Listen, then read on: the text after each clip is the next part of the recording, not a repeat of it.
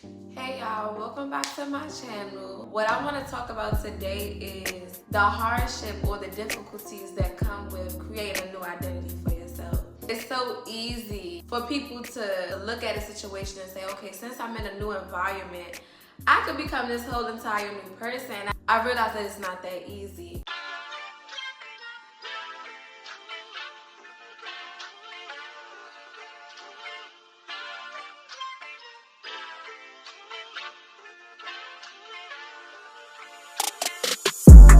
You can move 20 hours away from home. If your heart is not healed, if that emotional part of you that was broken is not healed, you're not doing nothing but taking those same problems to a new location. The reason why relocating is still important to me is because you do need that environment. You need that environment to be something that's unfamiliar. Once you really start healing that trauma, you know you need that backup and support.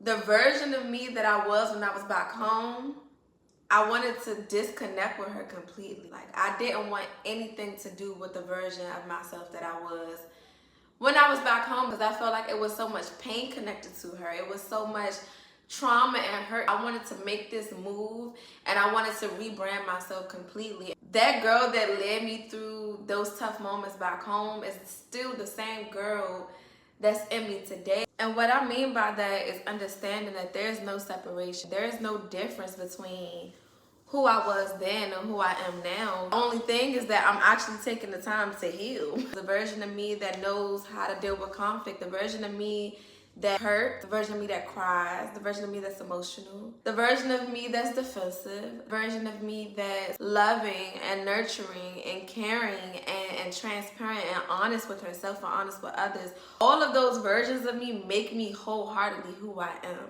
So I came out with the idea of, oh, I'm going to separate from her, to now switching it to, I'm going to build from her. You're not neglecting who I am, because that version of me still needs love. That version of me still needs nurturing. Like, the trauma was already enough. You know, I can't be the one to let go of myself as well. Like, nah, it's cool. Like, you good. You could come with me. We just going to build from there. We just going to build from there.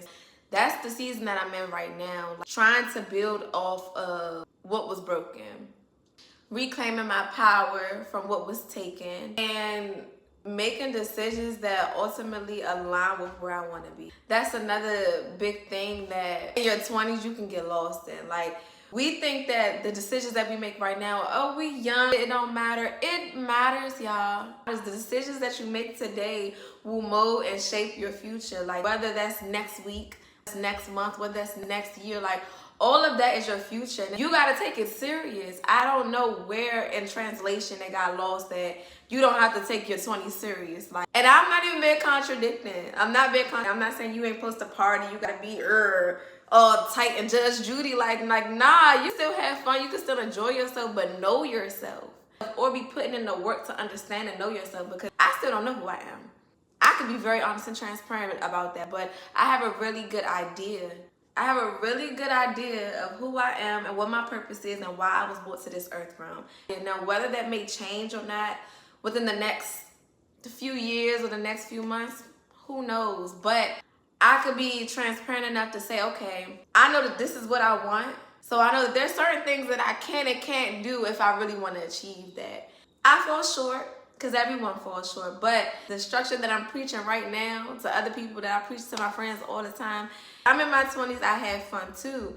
At the same time, I also get to these grounding points where I really sit down with myself and I'm like, girl, what are you doing? Like, what are you doing? What do you want from life? And does this align with what you want from life? And if it doesn't, you need to stop. You know, it's as simple as that. Does this align with where I want to be?